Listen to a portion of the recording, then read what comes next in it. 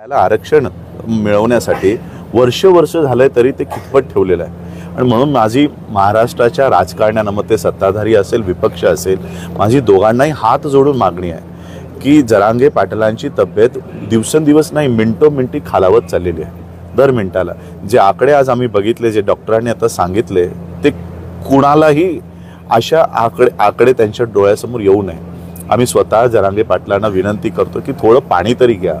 तुमचं आयुष्य, तुमचं जीवन आज खूप मोठं आहे। एक म्हण आहे मराठीमध्ये की लाख मरो पण लाखांचा पोशिंदा न मरो। आज लाखांचे नाही कोटी मराठा बांधवांचे, महाराष्ट्रातल्या लोकांचे, मराठी लोकांचे आज पोशिंदे जरांगे पाटील आहे। आणि त्यांच्या केसाला जरी धक्का लागला तरी हा महाराष्ट्र सहन करणार नाही।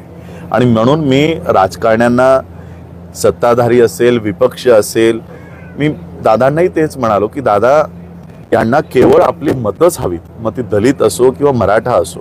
आमच्या काय मागण्या आहेत यांना काही त्याच्यावर घेणं देणं नाही।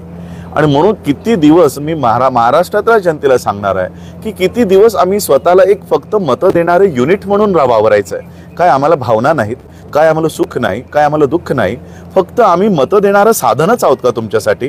काय आम्ही फक्त मतं देणारी शिरगिनतीसाठी आम्ही फक्त रिकामी डोकीच आहोत का? आम्हाला आयएस नाही व्हायचंय, आम्हाला आयपीएस नाही व्हायचंय, आमच्या समाजाला सुटाबुटात नाही बघवायचंय का आम्हाला?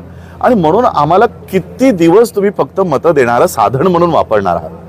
आम्हाला न्याय द्या, आम्हाला प्रतिनिधित्व द्या, त्या शासना